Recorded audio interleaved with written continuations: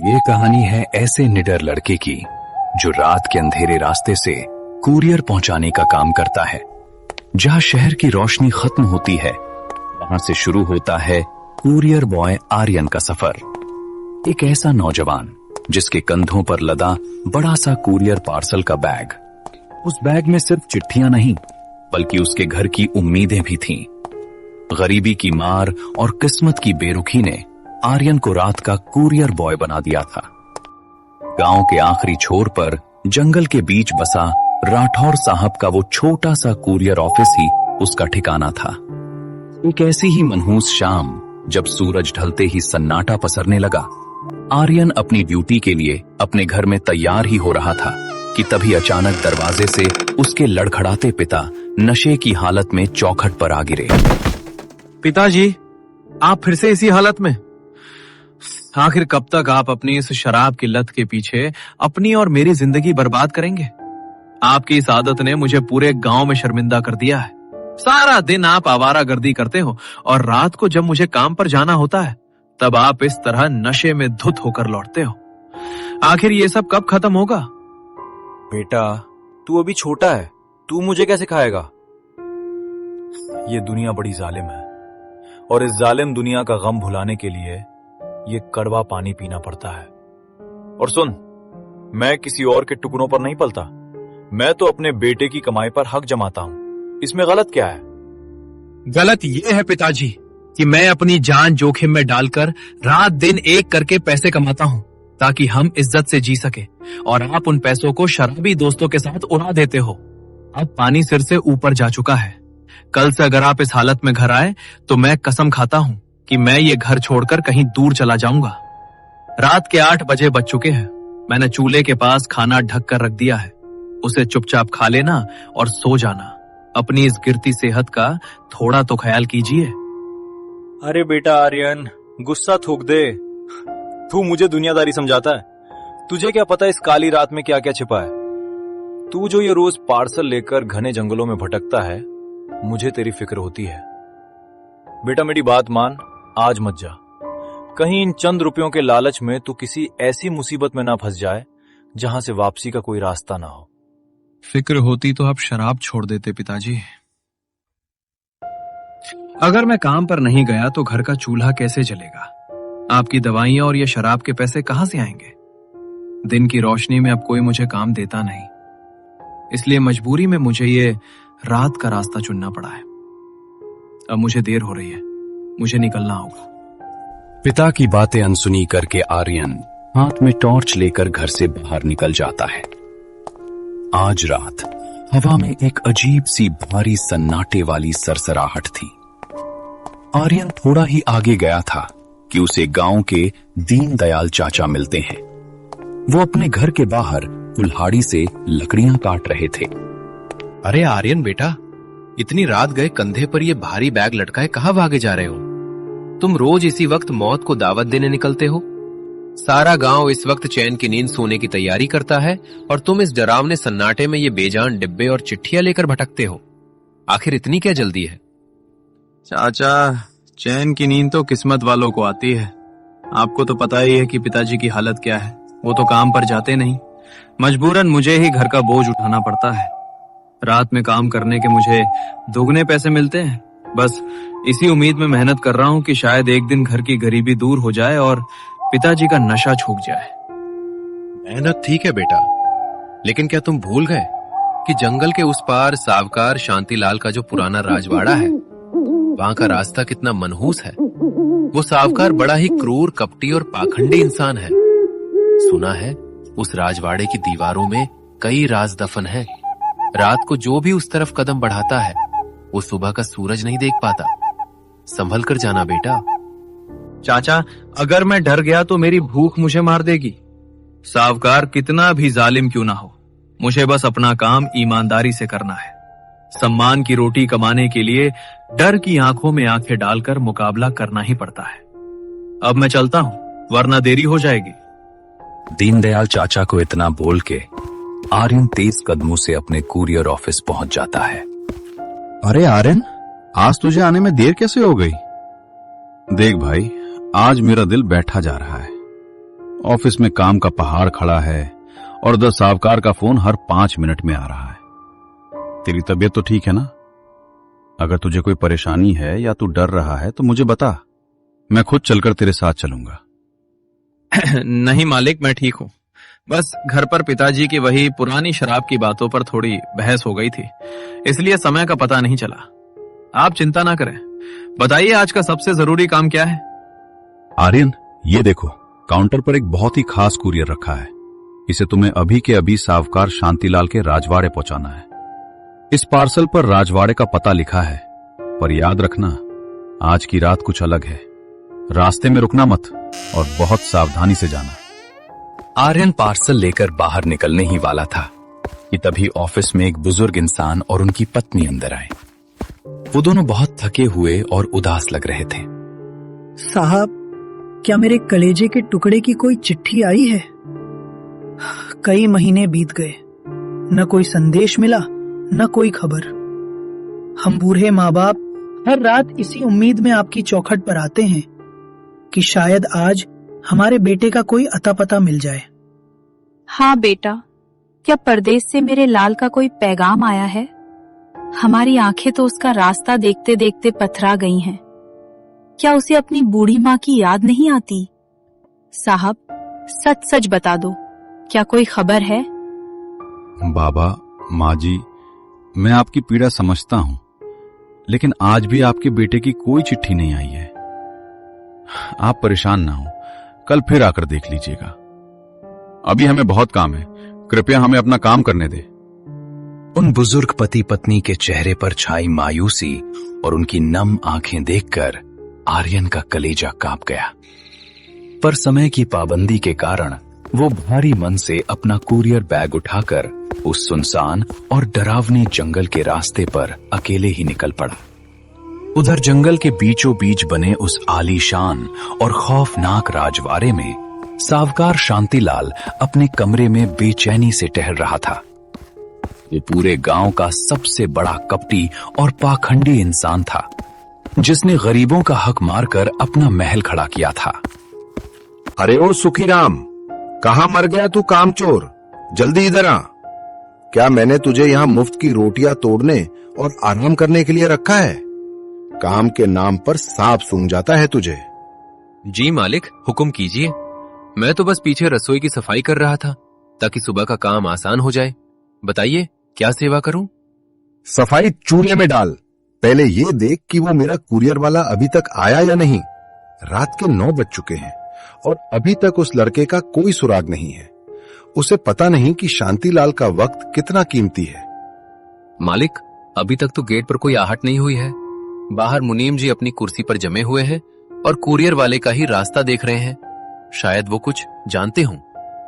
मुनीम भी आजकल सुस्त और निकम्मा हो गया है। उस कुरियर में मेरे व्यापार के बहुत गोपनीय और जरूरी कागजात हैं। अगर अगले आधे घंटे में पार्सल मेरे हाथ में नहीं आया तो याद रखना, मैं तुम सबकी खाल खिंचवाकर उसमें भूसा भरवा दूंगा। साहूकार की कड़वी और डरावनी धमकी सुनकर सुखीराम का पूरा शरीर थर थर कांपने लगा। हेलो राठौड़, मेरा पार्सल अभी तक राजवाड़े की दहलीज पर क्यों नहीं पहुंचा? अगर और 15 मिनट की देरी हुई तो कल सूरज ढलने से पहले मैं तेरा कुरियर ऑफिस जमींदोज करवा दूंगा, याद रखना। मालिक, शांत हो जाइए। लड़का काफी पहले निकल चुका है। आज अमावस्या की घनी काली रात है। जंगल का रास्ता भी बहुत ऊबड़ खाबड़ और सुनसान है, इसलिए शायद थोड़ी देर हो गई होगी। वो आता ही होगा। मुझे तेरी ये फालतू की दलीलें और बहाने नहीं चाहिए। मुझे सिर्फ मेरा कुरियर चाहिए, और वो भी अभी, वरना मेरा गुस्सा झेलने के लिए तैयार रहना। उधर आर्यन उस घने और डरावने जंगल के बीच से अकेला ही गुजर रहा था। हवाओं में एक अजीब सी ठंडक थी। अचानक उसे रास्ते में एक पुराने बरगद के पेड़ के नीचे एक इंसान की परछाई दिखी जो चुपचाप लेटी हुई थी। उस अनजान इंसान को देखकर आर्यन के कदम ठिठक गए। वो डरते डरते उस इंसान के पास गया। उसे लगा कि शायद कोई बीमार है, पर वो इंसान सोया नहीं था, बल्कि बड़ी चालाकी से सिर्फ वहां सोने का नाटक कर रहा था। अरे ओ भाई साहब, आप होश में तो हैं? इस भयानक जंगल में जहां जंगली जानवरों का खतरा है, आप इस पेड़ के नीचे क्यों सो रहे हैं? जल्दी उठिए और मेरे साथ गांव की तरफ चलिए। यहाँ रुकना मौत को दावत देना है। बेटा, मैं कहीं नहीं जाऊंगा। ये जंगल, ये अंधेरा ही अब मेरा बिछोना है। पर तू उस पाखंडी साहूकार की मौत का पैगाम अपनी पीठ पर लाद कर क्यों जा रहा है? क्या तुझे अपनी जान प्यारी नहीं? ये कैसी अजीब और डरावनी बातें कर रहे हैं आप? मैं कोई मौत का पैगाम नहीं, बल्कि अपना फर्ज निभाने एक कुरियर पहुंचाने जा रहा हूं। जा बेटा जा, शौक से जा। पर याद रखना, आज की रात शांतिलाल के राजवाड़े से कोई जिंदा वापस नहीं आता। वहां रूहों का हिसाब शुरू होने वाला है और तू उसी हिसाब का एक हिस्सा है। आर्यन उस रहस्यमयी मुसाफिर की बातें सुनकर अंदर तक सिहर गया। उसका दिल जोर जोर से धड़कने लगा, पर उसने हिम्मत जुटाई और जल्दी जल्दी राजवाड़े की ओर कदम बढ़ा दिए। थोड़ी देर बाद वो राजवाड़े के विशाल लोहे की गेट पर पहुंचा। कौन हो तुम और इस आधी रात को यहाँ क्या उत्पात मचाने आए हो? जानते नहीं साहबकार साहब को बिना इजाजत राजवाड़े में परिंदा भी पर नहीं मार सकता। जी, मैं राठौड़ साहब के कुरियर ऑफिस से आया हूँ। साहबकार शांतिलाल जी का एक बहुत जरूरी पार्सल है जिसे तुरंत पहुंचाना था। ओ, तो तुम हो वो कुरियर बॉय जिसका इंतजार मालिक काफी देर से कर रहे हैं। ठीक है, वो पार्सल मुझे थमा दो, मैं खुद इसे मालिक के कमरे तक पहुंचा दूंगा। तुम अब जा सकते हो। माफ कीजिएगा मुनीम जी, पर मुझे सख्त हिदायत दी गई है कि ये पार्सल किसी और को नहीं बल्कि खुद मालिक के हाथों में ही देना है। ये मेरी नौकरी का सवाल है। बेटा, तुम तो बड़े जिद्दी हो। ठीक है, अंदर चले जाओ, पर ध्यान रहे साहबकार साहब इस वक्त आग बबूला है। सीधे ऊपर उनके कमरे में जाना और बाहर से ही अपनी मौजूदगी की आवाज देना। इधर उधर मत भटकना। आर्यन राजवाड़े के भारी दरवाजे को धकेलकर अंदर दाखिल हुआ। अंदर का सन्नाटा इतना गहरा था कि उसे अपनी सांसों की आवाज भी किसी शोर की तरह लग रही थी। तभी अंधेरे गलियारे में उसे सुखीराम दिखाई दिया। बेटा, तुम कौन हो? अच्छा, तुम वही कुरियर वाले हो ना? देखो बेटा, मेरी मानो तो पार्सल यहीं छोड़कर भाग जाओ। आज इस कोठी की हवा में कुछ ठीक नहीं लग रहा। मालिक के कमरे से ऐसी आवाजें आ रही हैं जैसे कोई इंसान नहीं बल्कि कोई दरिंदा वहां मौजूद हो। शुक्रिया काका मेरा ख्याल रखने के लिए, पर अब मैं यहाँ तक आ गया हूँ तो काम पूरा करके ही जाऊंगा। मैं बस पार्सल देकर तुरंत यहाँ से निकल जाऊंगा। जैसे ही आर्यन सावकार के कमरे के दरवाजे के पास पहुंचा, उसे अंदर से किसी के पागलपन भरी हंसी और फिर अचानक ऐसी चीख सुनाई दी जिससे उसका खून जम गया। साहूकार साहब, आपका कुरियर आया है। मैं बहुत देर से आपका इंतजार कर रहा था। क्या मैं अंदर आ सकता हूँ? कमरे के अंदर कदम रखते ही आर्यन की चीख निकलते निकलते रह गई। सावकार शांतिलाल अपनी कुर्सी पर बेजान बैठा था। उसका चेहरा नीला पड़ चुका था और उसकी फटी हुई आंखें छत की ओर देख रही थीं, जैसे उसने मरते वक्त कोई भयानक चीज देख ली हो। सावकार साहब, ये क्या हो गया? अरे कोई है? सुखीराम काका, मुनीम जी, जल्दी यहां आइए। देखो मालिक को क्या हो गया है। क्या हुआ? हे मेरे मालिक, ये अनर्थ कैसे हो गया? अभी तो ये चिल्ला रहे थे और अब ये तो मर चुके हैं। इनकी देह तो बर्फ की तरह ठंडी पड़ गई है। ये कैसे मुमकिन है? अभी 5 मिनट पहले तो ये मुझसे अपनी खाल खिंचवाने की बात कर रहे थे। मौत इतनी जल्दी कैसे आ गई? मैं मरा नहीं हूं मूर्खो। मैं तो अब इस नश्वर शरीर के बंधनों से मुक्त हो गया हूं। उस राठौर ने पार्सल भेजने में बहुत देर कर दी। अब मुझे ये कागजात नहीं चाहिए। अब मुझे इस जवान लड़के की गर्म बलि चाहिए ताकि मेरी रूह को शांति मिल सके। आर्यन और सुखीराम अपनी जान हथेली पर रखकर कमरे से बाहर भागे। मुनीम वहीं भूत बना खड़ा रहा, क्योंकि वो इंसान नहीं बल्कि सावकार का वो पालतू कुत्ता था जो सावकार मरने के बाद भी वफादार था। अरे वो मुनीम, खड़ा क्या देख रहा है? उस लड़के को राजवाड़े के गेट से बाहर कदम नहीं रखने देना है। आज उसकी आत्मा ही मेरा भोजन बनेगी। जा, उसे पकड़कर मेरे कदमों में लेकर आ। बेटा आर्यन, तू बिना पीछे मुड़े भाग। ये राजवाड़ा अब शैतानों का अड्डा बन चुका है। मैं इस मुनीम को रोकता हूं, तू बस अपनी जान बचाकर निकल यहां से। भाग आर्यन, भाग। आर्यन ने सुखीराम की बात मानी और बिना पीछे देखे घने जंगल की ओर सरपट दौड़ लगा दी। आर्यन के फेफड़े फटने को थे और वो पागलों की तरह दौड़ता रहा। कांटों ने उसके पैर लहूलुहान कर दिए और आखिरकार वो अपने घर की चौखट तक पहुंच ही गए। पिताजी उठिए, हमें अभी इसी वक्त इसी पल यहां से निकलना होगा। जल्दी कीजिए वरना वो साया हमें जिंदा दफन कर देगा। क्या हुआ बेटा, तू इतना क्यों डरा हुआ है?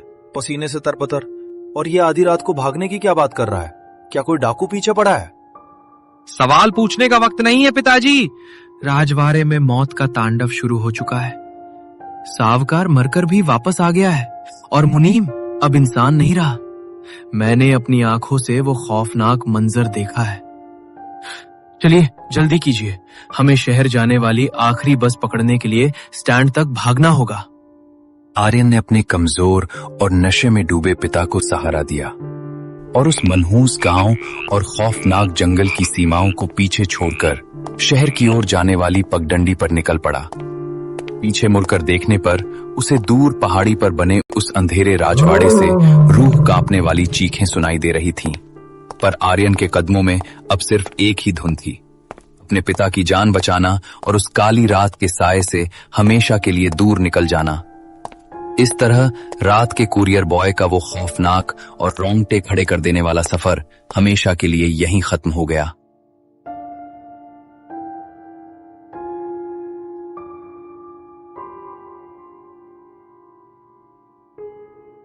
तो कैसी लगी आपको कहानी? उम्मीद है आपको मजा आया होगा। अगर आप हमारे चैनल पर नए हैं तो हमारे चैनल कार्टून हिंदी को जरूर सब्सक्राइब करें और वीडियो को लाइक और शेयर करना ना भूलें। मैं देख रहा हूं कि आप सबका सपोर्ट मिल रहा है और इसी तरह आप साथ देते रहें तो हमारा चैनल कार्टून हिंदी बहुत जल्द 1000 सब्सक्राइबर्स तक पहुंच जाएगा। चलिए मिलते हैं आप सबसे अगली डरावनी कहानी के साथ। तब तक के लिए जय हिंद, जय भारत।